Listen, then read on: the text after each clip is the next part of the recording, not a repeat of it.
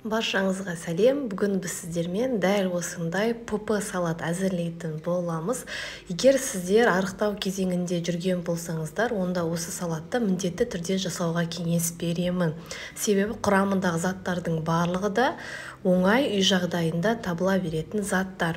Ең алдымен қиярымызды алып, дәл осылай видеодағыдай етіп, ұзын бөліктерге бөліп аламыз. Білесіздер, қияр 90% судан тұратындықтан біздің ағзамызға өте жеңіл және сіңімді болып табылады.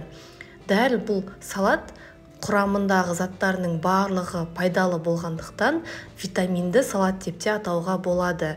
Балаларыңызға да өздеріңіз де міндетті түрде жасап жесеңіздер болады. Міне қиярымызды дәл осылай турап алдық.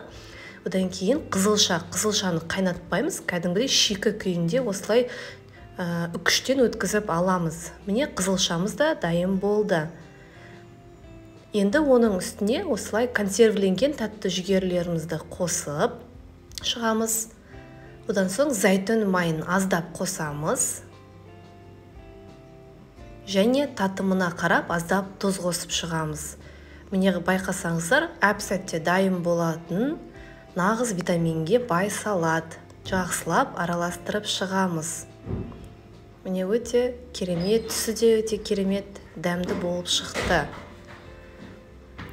Енді оны ыдыстарымызға салып, қонақ келсе де осылай дайындап, дастарханға тарта берсеңіздер болады. Міндетті түрде жасап көрулеріңізге кеңес беремін. Және біздің Ақ Дастархан YouTube арнасына тіркелуді, лайк басуды және комментарий қалдыруды ұмытпаңыздар. Біз сіздерді үй жағдайында жасалатын түрлі рецепттермен қуантып отыратын боламыз. Ал ас болсын сіздерге.